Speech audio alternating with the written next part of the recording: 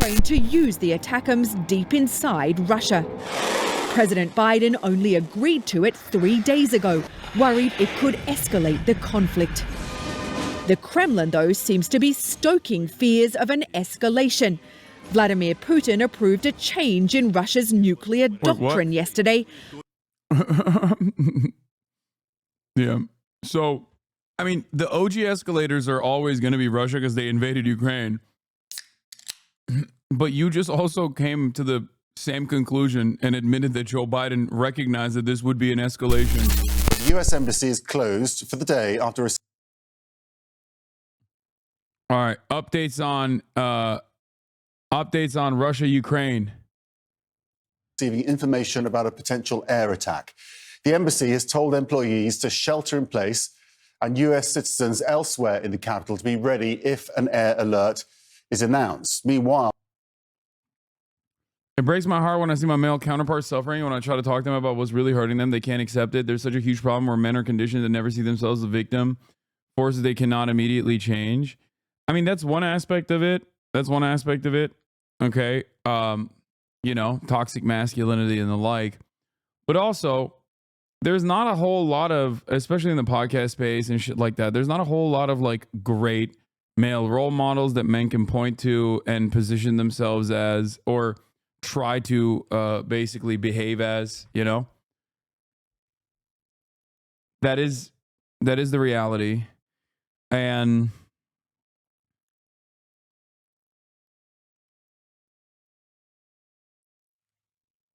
the role models that do exist, myself included, as a 33-year-old man who works pretty fucking hard, who values working out, who has a similar interest to many other young men in general, even though I'm not young myself, are routinely targeted and attacked by weak men on the right, on the fucking podcast orbit, as, gay.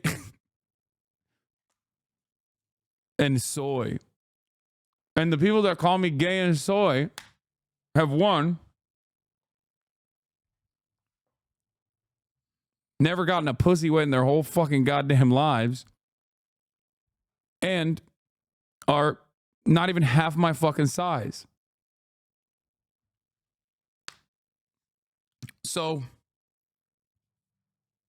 I think that there's a lot of hallucinating happening in this situation as well.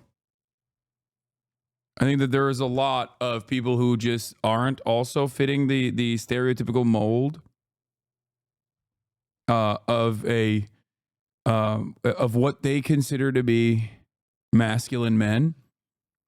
But they also think if you say the right things and if you engage in this kind of fucking bravado, right, then I guess you are masculine. I guess you are alpha. The concept of masculinity in and of itself already is a silly one too, because I don't think people truly understand what masculinity is. This take is kind of pissing me off, to be honest. All right, get pissed off. I think people just assume positive traits and associate positive traits with masculinity. Or some people associate negative traits with masculinity, toxicity and the like. But ultimately, if you look at the alpha dog podcaster space, like the Manosphere, all the bros and whatnot, okay, they associate masculinity with just confidence. That's it. And leadership traits. And if that's the assertion that we're supposed to operate on, if that masculinity simply means that you're a confident guy, self-assured, and that you're, working towards your goals or whatever, okay, then a lot of these podcasters themselves do not actually fit that mold at all. They're faking it. They're faking till they make it in some ways. Because real confidence doesn't come from external validation. It comes from within. Something that I try to explain to people all the time. Hiding behind the mic? Me? Yeah, always. I famously never go outside. Who do you think fits the traditional mold of masculinity if masculinity is simply confidence? Someone like myself or someone like Tim Pool? Who do you think fits the traditional mold of masculinity if masculinity means leadership qualities, working hard, and once again, confidence. Someone like myself or someone like Sneeko, someone like myself or someone like Ben Shapiro. That's it. But because a lot of people are genuinely insecure, especially young boys. I mean, I was young once myself. Okay, I was a young boy once myself. I know what it's like to be insecure, to question yourself, to worry about your future. Okay, I get it. And I know what it's like if in that process you find the worst role models. Okay? The point is, a lot of people, especially in the manosphere, take advantage of that insecurity and that vulnerability. They take advantage of that and they delude people into thinking that they are the outward representation of masculinity. They are the real alpha dogs, the real manly men. And they try to tell you that all the time. One common principle that I've always maintained is if you have to say it, well, then you ain't it. Okay? If you have to consistently claim that you are, if you have to consistently say that you're an alpha male, that you're a high value male, then you do not fit that standard. You do not fit the standard that you yourself have set. Okay?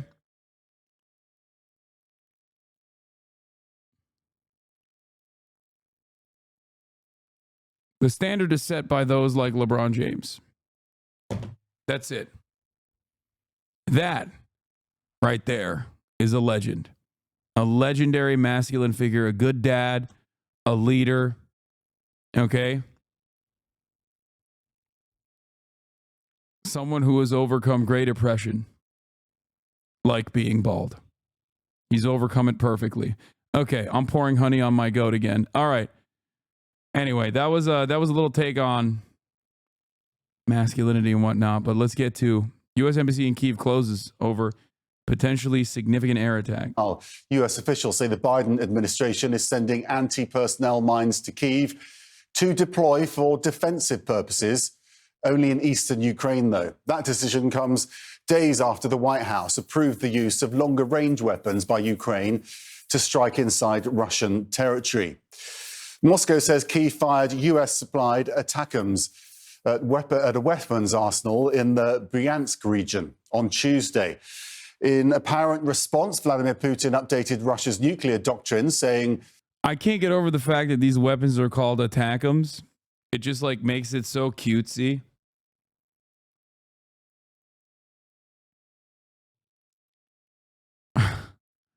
Oh, just a bunch of ATACMS.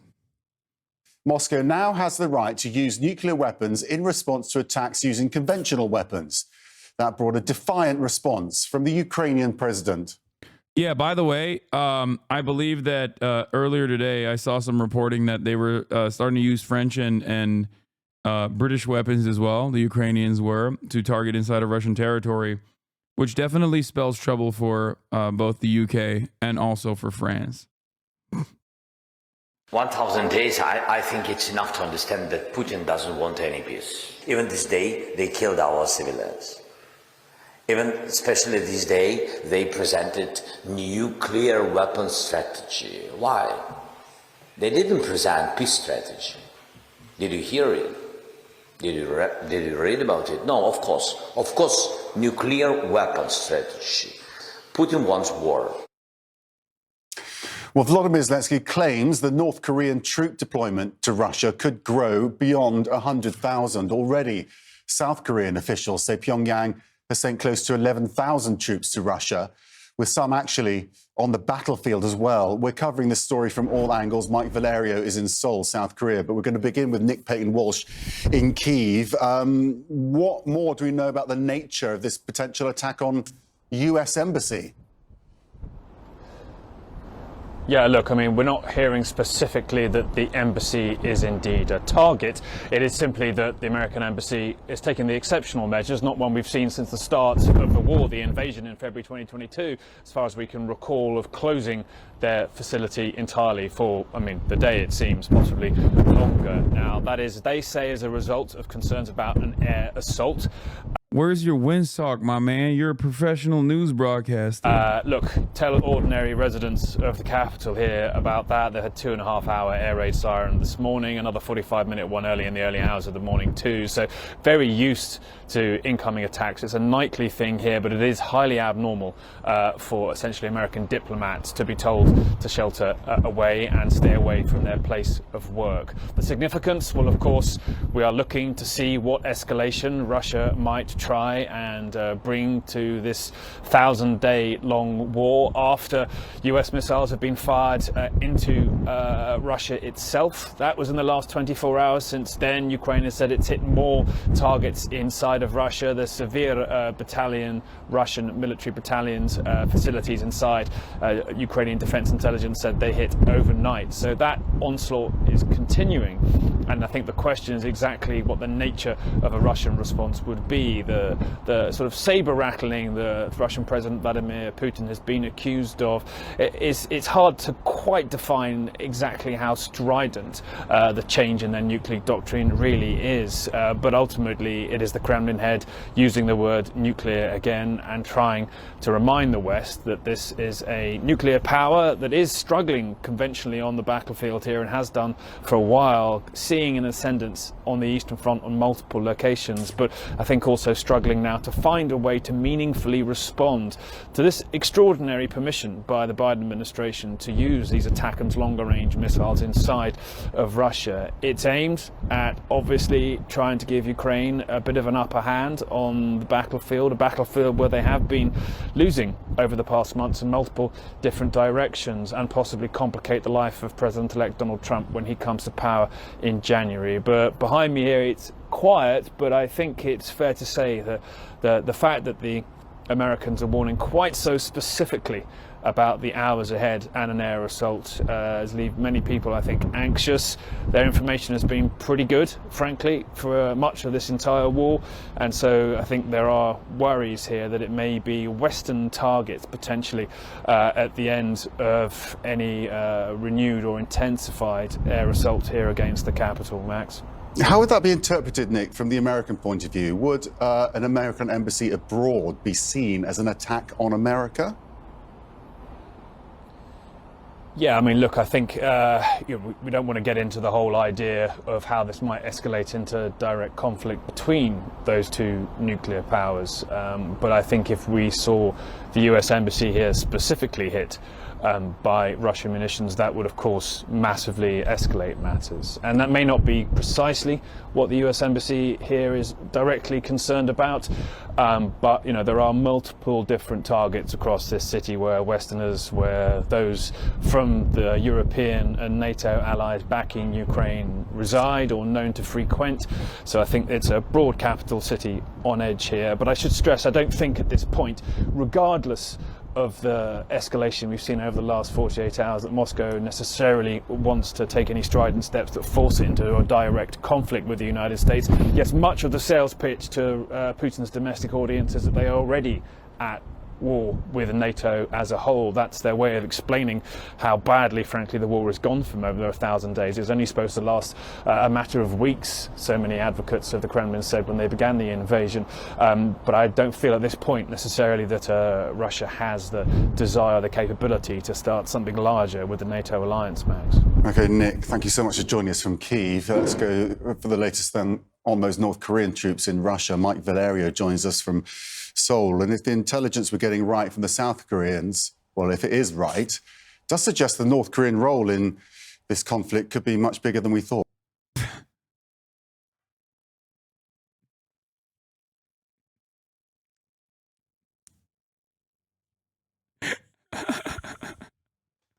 Bro, every time they talk about North Korea, I'm reminded of the Albania quote. Was it Enver Hoxha?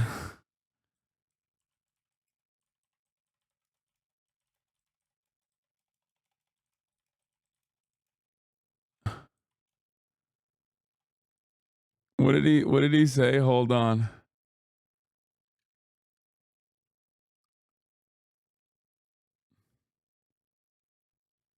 I don't know if it was Enver Hoxha that said that, but it was like between us and China, we make up 1 billion communists or something.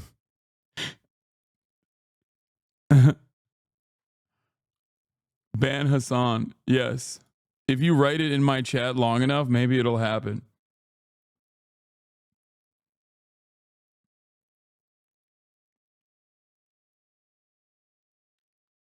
It's fantastic. Every time they bring up North Korea, I'm like, what are you saying? North Korea getting endless media coverage out here, okay? They're getting so much good media. North Korea, the powerful nation, the scary powerful nation that the world has to reckon with. Respect. That's right, Max. And it's new details in 2 buckets that are coming from the spy agency here in Seoul. First of all, what North Korean soldiers are doing. And second of all, what pieces of artillery Pyongyang in North Korea is sending to the front lines to the war in Ukraine. So when we talk about the pieces of artillery, we have a 240 millimeter multiple rocket launch system vehicle. Yeah, no, they got hella artillery because, you know, just like Ukraine is getting the artillery from South Korea, Russia's getting their artillery from North Korea. And the reason for why they're getting their artillery from there is because they have an endless fucking production line of artillery shells because they still use artillery. You know? No, I mean, they don't even use it necessarily, but like they have that as the deterrent surrounding the DMZ. Having said that, however, America has ramped up its own artillery manufacturing, as we talked about before. And, oh my God. How does North Korea manufacturing work? Where do they source their materials? I actually don't know, but I suspect that they probably source their materials internally. Like, doors open.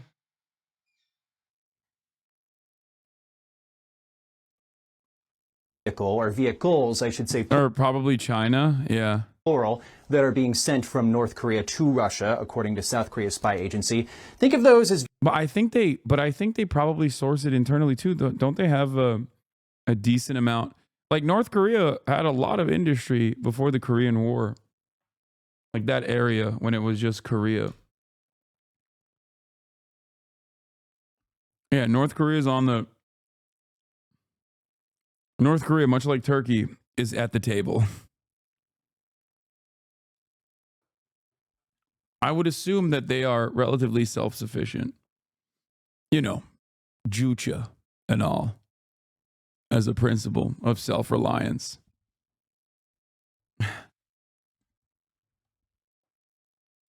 Vehicles, big old trucks with a lot of rocket launchers on the back. You see them all the time in propaganda parades that go through the heart of North Korea's capital. Also, the second piece of artillery that's being sent, the second group, we're talking about 170 millimeter self-propelled guns. Think of those similar to tanks. Tanks are meant for short-range warfare. Self-propelled guns are meant for longer-range warfare. So we have those new details, but also what is happening with these North Korean troops. Everybody in the West and here in South Korea seems to be in agreement that the numbers now are around 11,000 at the moment. And Seoul is saying that Russia is training North Korean troops in terms of tactics and also drone response. And why those two things are important, Max, is because we have a fighting force of around 1.3 million people from North Korea, but they're in this self-contained hermit nation. Not a lot of combat experience outside of the borders of North Korea in either of our lifetimes. So this is critical training that Russia is giving to North Korean service members in order to tell them how to fight against drones. Do they have that experience in North You are cooked, my guy. Be smart and disappear. Now they're coming after you. X 100,000. Who? Fox News?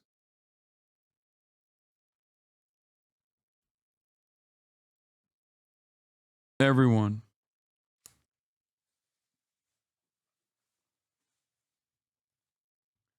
I think I'm good, man.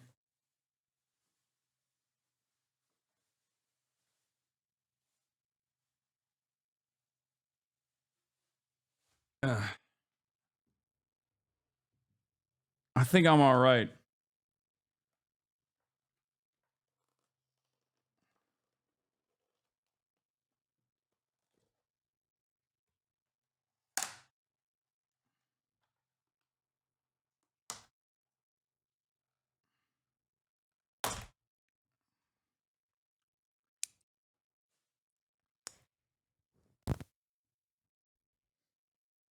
Everyone's coming after me.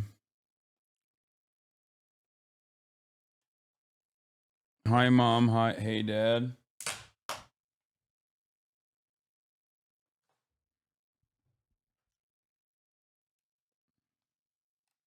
You're on the Mossad list 100%. I doubt that they're going to fucking busy themselves with a fucking Twitch streamer. You know? Buy Doge. Got it. Smartest minds warning me of the North Korea, not so much. So again, to what President Zelensky was saying earlier in the show, the potential for up to 100,000 North Korean troops to make their way, or at least to be ready for deployment to the war in Ukraine. We just want to put that in perspective before we go, Max. When we're talking about a fighting force that is just north of 1 million people, having a tenth of that fighting force being ready to be deployed to fight in Ukraine, that is an astounding statement. That is certainly astounding to think about. And it hasn't been publicized at all in North Korea. When we news gather here in the Bureau in Seoul, we always watch North Korean state TV. Nary a peep. Nothing has been said on state TV about these thousands of North Korean troops being sent to Russia's war in Ukraine. So if you have this huge section of troops, who knows what that could portend for the regime that relies on the army, the military, for stability from its point of view and its future. So a lot to watch here, but bottom line, a lot of new details that came from the spy agency here in Seoul as to what exactly is happening with the North Korean troops who have headed to the front lines in Ukraine and Russia, Max. Okay, thanks so much for that, Mike in Seoul. CBS News has confirmed that Ukraine has used American-made long-range missiles inside Russia for the very first time. Holly Williams got to Kyiv yesterday and just had to get down into a bunker. So, Holly, first question, are you and the team all right? We want to know that first. And what can you tell us about the missiles? Good morning, Gail. We're all doing just fine. The air raid alarm went off just a few minutes ago. We've taken shelter in the basement. We are taking this very seriously because the U.S. Embassy here in Kyiv is temporarily closed because of a potential significant air attack. Now, a Ukrainian military official told us earlier today that they have information that Russia could try to strike the center of Kyiv today with ballistic missiles. Ukraine fired 8 American-made ATACMS into Russia, say US officials. This video appears to show a launch, though we can't verify it. The target was a military facility in the Bryansk region of southern Russia, according to the Russian Defense Ministry. US officials believe the Russians may have shot down 2 of the missiles, powerful weapons with a maximum range of close to 200 miles. We had to prove that these are legitimate targets and that they're very important to protect our civilian population or our armed forces. Alexandra Ustinova is a member of Ukraine's parliament who told us she lobbied the US government to allow Ukraine to use the ATACMS deep inside Russia. President Biden only agreed to it 3 days ago, worried it could escalate the conflict. The Kremlin, though, seems to be stoking fears of an escalation. Vladimir Putin approved a change in Russia's nuclear doctrine yesterday. Yeah. So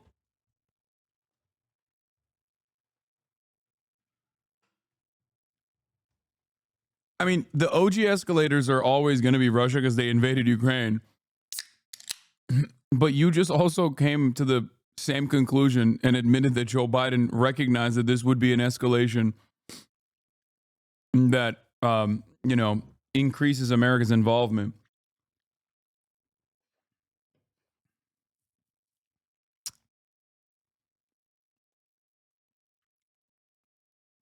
Lowering the threshold for a nuclear strike. He keeps playing and pretending like he's going to do something.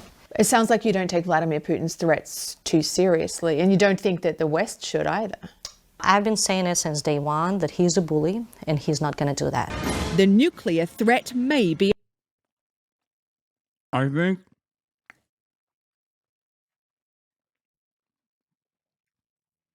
the craziest thing about this entire situation is that the people who are directly under imminent threat are not Americans, I don't think. It's Ukrainians. And they will come to a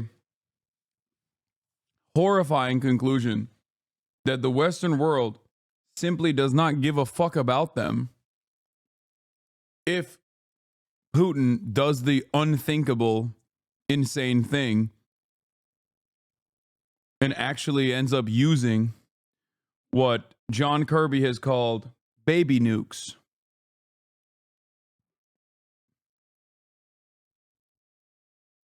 There was another moment of nuclear escalation that took place in this conflict early on where American leadership, like the State Department, very quickly was like, yeah, if they use nukes, like, it'll be mini nukes, it'll be tactical nukes. It's not that big of a deal.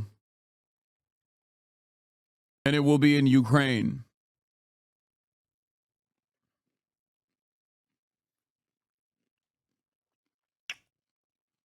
I do think it's a big deal.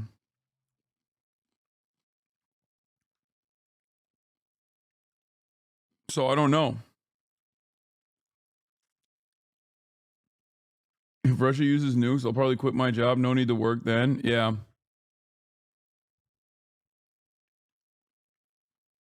A bluff. But Putin's war in Ukraine is very real.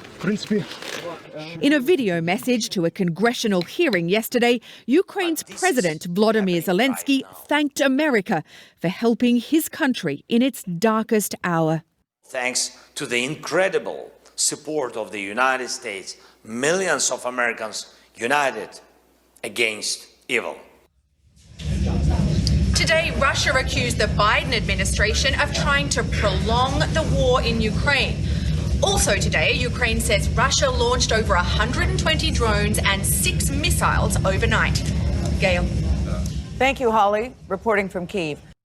Fox News alert, the U.S. Embassy in Kyiv now shut down over the threat of a Russian air attack. This comes after President Biden gave the green light for Ukraine to start using ATACMS missiles to strike inside Russia for the first time. Vladimir Putin officially lowering the threshold for the use of nuclear weapons, which he always says. Fox News chief foreign correspondent and Black Saturday author Trey Yingst joins us now after his interview with President Zelensky yesterday. We're going to hear a little bit more of that in a moment. First off, Trey.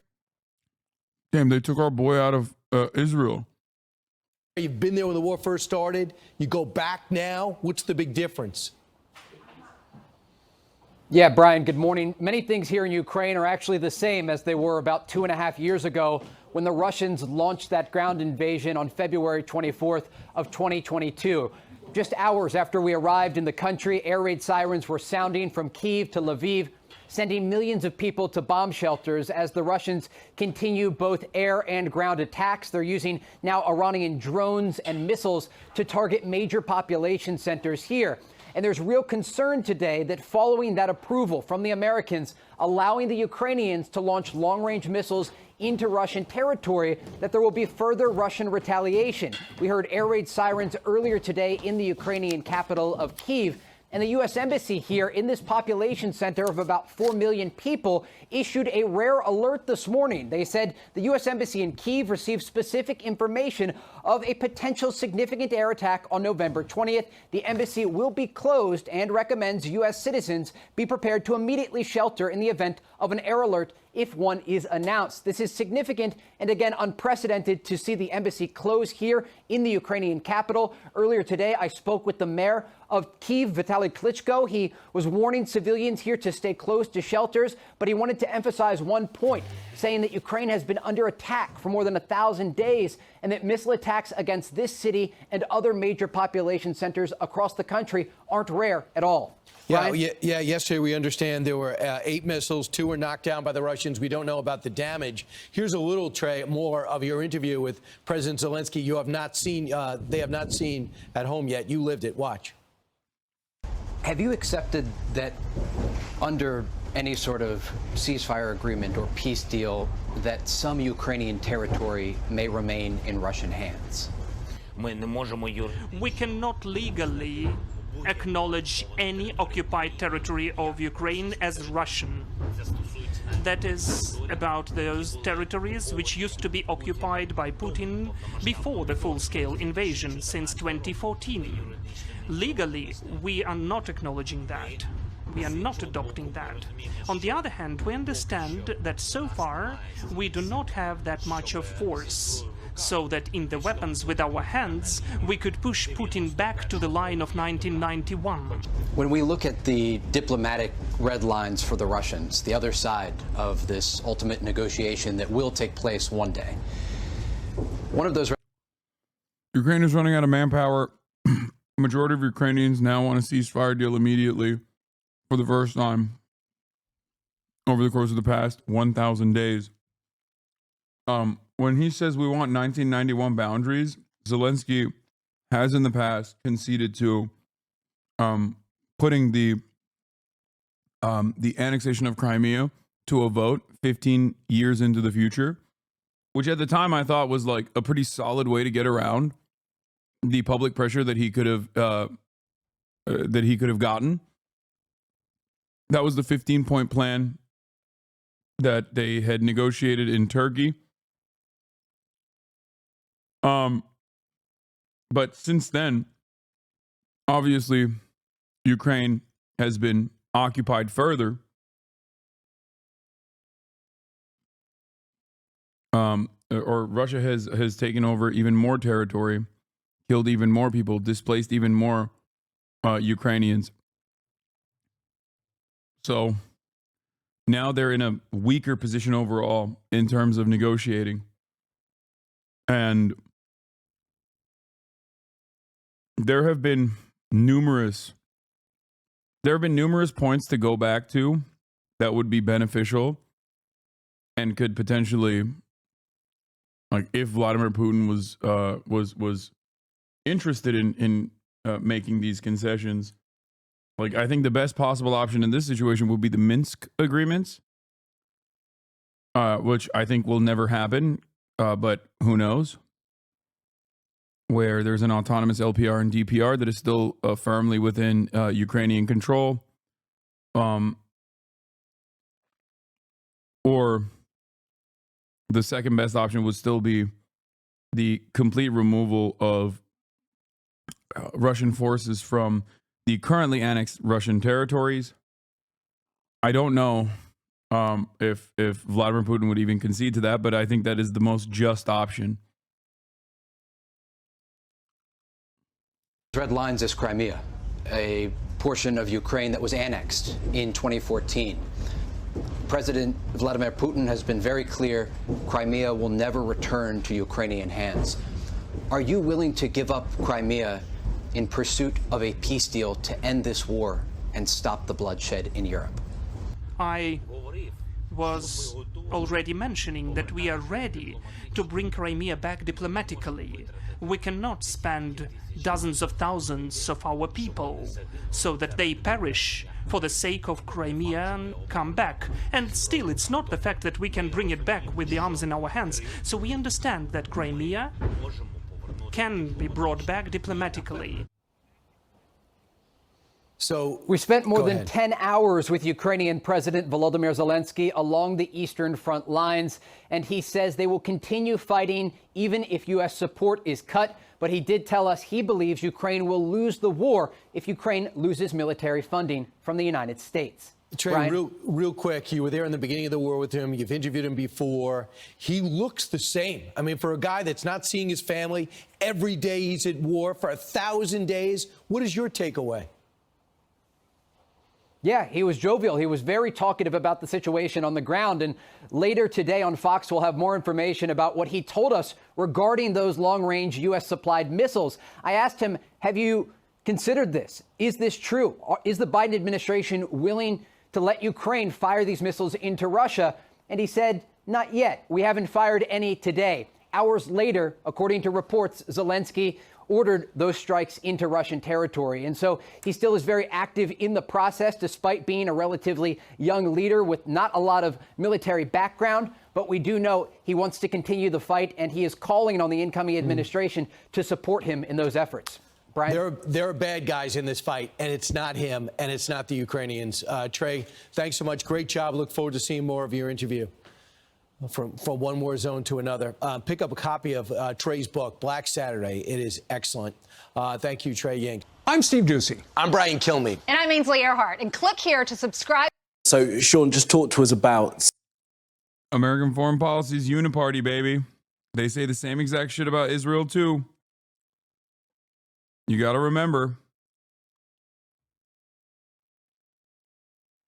it's not a Fox News change of heart. You're not paying attention. Republicans, chat. The average Republican probably does not give a fuck about Ukraine. There's probably a big chunk of Democrats who don't either, and probably ask in normal conversations like, why the fuck are we giving so much money to Ukraine? Okay. Having said that, however, the Republican Party, or at least its like messaging apparatus, has rarely ever been anti-Ukraine. There are politicians that have said anti-Ukraine shit. Republican politicians have said that. Donald Trump has said some anti-Ukraine shit. But overall, American foreign policy, regardless of the optics, is uniparty.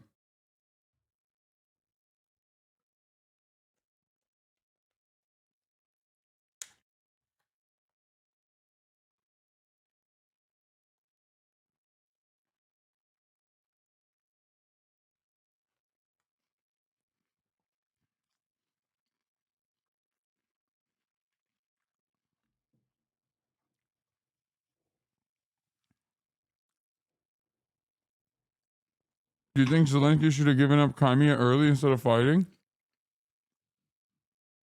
Zelensky said he would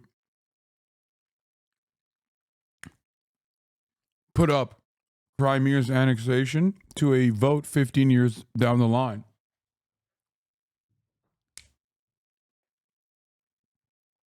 Which at the time I credited him for making a very wise choice that would have also come across as like, I mean, that was a smart move, the way he talked about Crimea.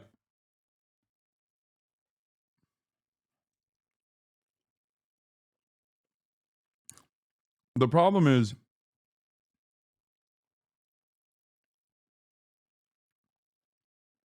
this is like so far past that point. Like, that's not even a conversation right now.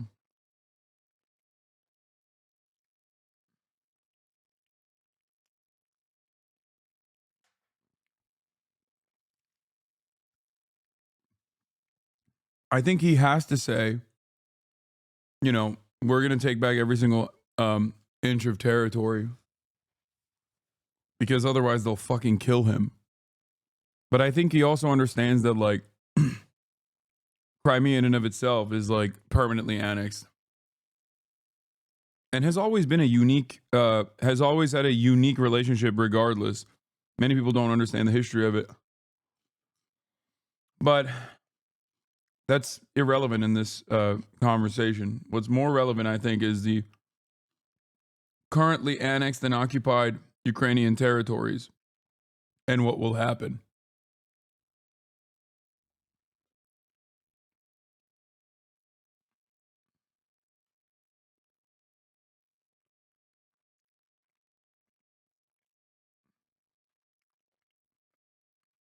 So this reported use of the Storm Shadow. Yeah, it's been interesting, Kamali, hasn't it, that we've been known that the Storm Shadow has been actually being used by the Ukrainians for well over a year now. And actually, when it was first released by the UK to be used, my understanding was that they said to President Zelensky, as long as it's used within the law of armed conflict, you can use it wherever you like. It was only subsequently that America got a bit more nervous, particularly when Ukrainians moved into Russia itself. They've become a lot more nervous, and therefore they wanted to have a sort of a harmonised view about this. Now that the US has said that the ATACMS missile can be used into Russia, we understand now that the British government is not likely to make an announcement about it. It's almost certainly a phone call to President Zelensky, just get on with it. The Storm Shadow missile, an incredibly capable missile. We've got the ranges here. The Storm Shadow, at the advertised range of the model that they've probably got is about 155 miles. The ATACMS range just slightly more than that outside, but it's quite deep inside the territory. And it's the sort of targets that headquarters, logistics supply lines, energy headquarters, all the sort of things that Russia's been striking Ukraine. It's exactly the sort of thing, precision strike. One of the challenges, of course, is that Keir Starmer will not want to be drawn because he won't want to be made a target here. But I suspect that already, even though there aren't many of these missiles left in the war stocks for President Zelensky, we've reports that most of the Russian fighter jets have already moved their basing further out, away from Ukraine. Why does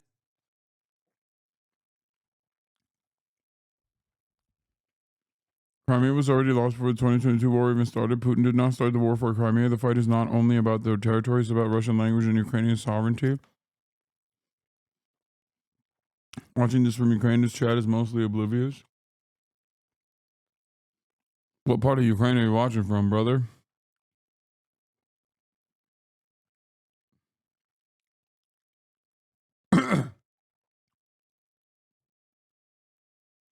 He's the one guy still living in Kharkiv that's like kind of chill with Russia after all things have happened.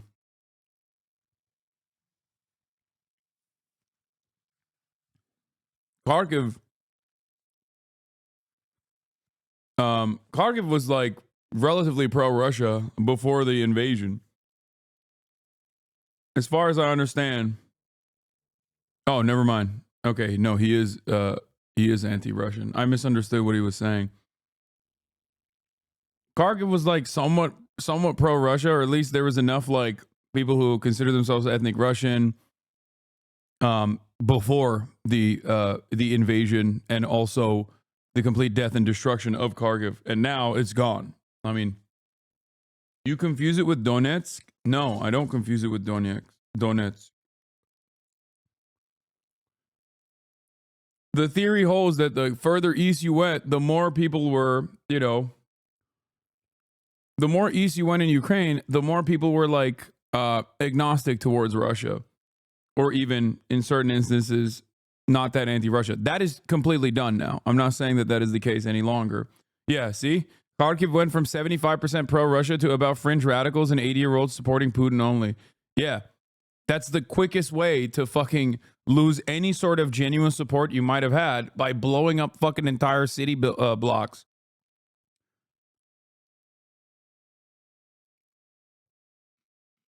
There is no way that there's no way they're gonna sit there and be like, no, the guy's blowing my shit up, I'm actually super on board with.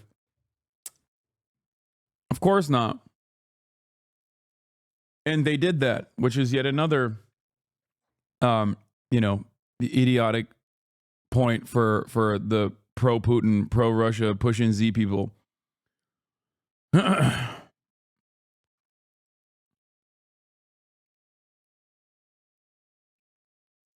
Having said that, I think one of the most annoying parts about this conversation is that, like, did you get banned off X, or is it just me? It's just you. One of the most annoying aspects of this conversation always is that Like anytime America looks at restrictions that they currently have for Ukraine and how Ukraine can fight, the way I look at it is, are they going to, is this going to improve Ukraine's standing? Or is it going to simply escalate or continue the war? And I fear that, you know, allowing targeting capabilities to Ukraine, like Western weapons, so that they can hit inside of Russia, I don't think it's going to end up changing the trajectory of this battle or this invasion. Just like I didn't think that Ukraine invading and doing an offensive in Kursk was going to change the outcome of this battle at all. I have a former coworker who lives in Kyiv and is from Ukraine. He has an infant who's probably 1 at this point and a daughter who's 3 or 4. The daughter has known nothing but war. I've kept in touch with this friend of mine since he went back and through the war. I pleaded with him to leave, and now he can't since he could potentially be forced to enlist. His family refuses to leave him and go west. Shit is actually so sad. Yeah.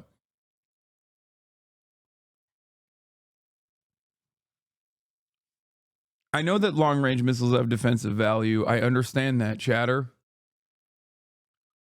But if the problem overall for Ukraine's defenses is that they're lacking in manpower and that Russia simply has more people and more tools to win the war of attrition, then it doesn't matter if you give them long-range targeting capabilities. The only thing you can give them is direct boots on the ground. Like, and not even just like the foreign mercenaries or the foreign military units that they've created. Like, you just straight up need to send in tens and thousands of trained troops. That's what you need to do.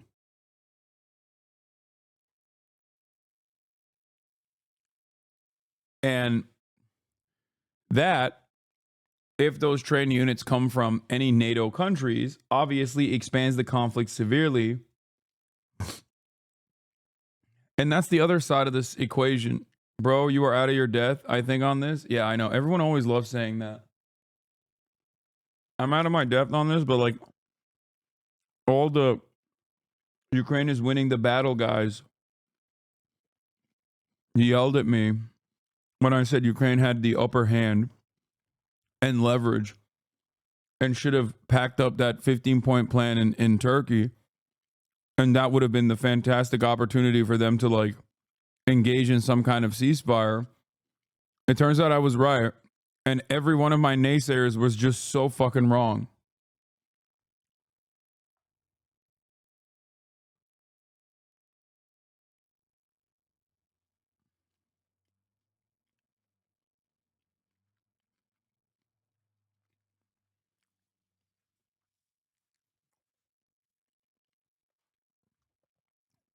That's the difference. Does that matter? It certainly protects them, but it makes it a lot more difficult to do trips in and out of because you've got further to go. And this comes, of course, a few hours after it was announced by President Biden that anti-personnel mines are going to be given to the Ukrainians. How are they going to be used and why?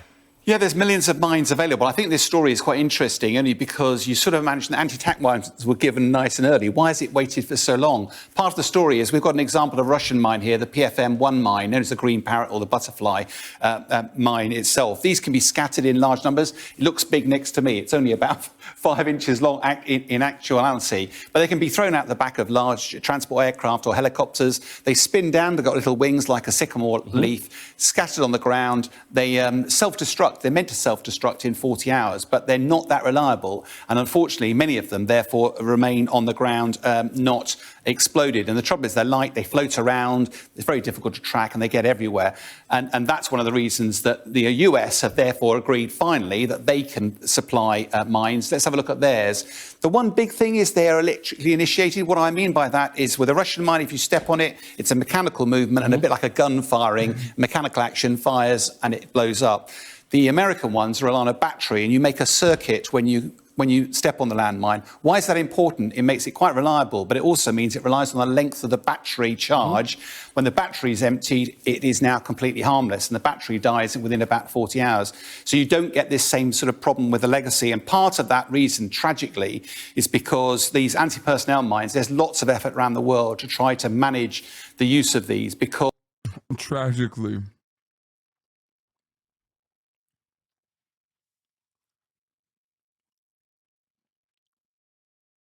tragically,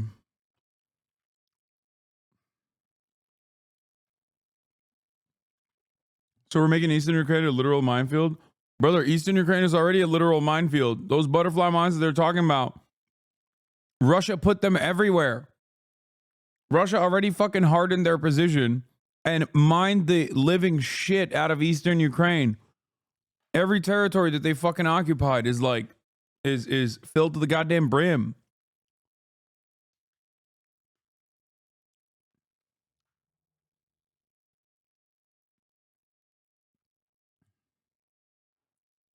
It's terrifying.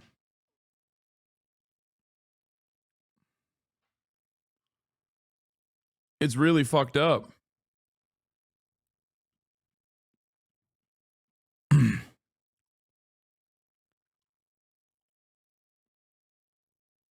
Because they have been littered around. They last for years, causing devastating consequences. This is just from 2023.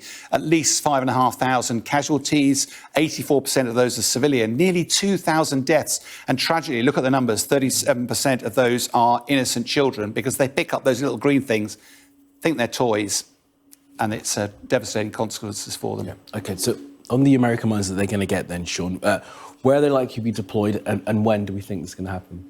I think it could happen very quickly. Let's hit that one on the head nice and swiftly because they're not particularly large. They can be transported out pretty quickly. The question is where, because you've got to have some form of priority of where you're going to put them. You could put them in the Donbass because what the Ukrainians are desperately trying to do is slow the advance of the Russians. You don't use mines if you're on the offense because they get in your way. You do it to try and slow down your enemy. The challenge of using them anywhere in the Donbass region, though, is you'll push them onto Ukrainian territory, which you might want to seize back. That may not be what they actually want to focus on. I suspect it'll be up in the Kursk region. Yep. That's where the Ukrainians have got a little enclave. The Russians are pushing hard to try and get them out. If they could put a ring of steel of those landmines, that just might be a way of maintaining that enclave until potential for some form of negotiation. Okay, Sean, always appreciate your analysis. As always, thank you so much.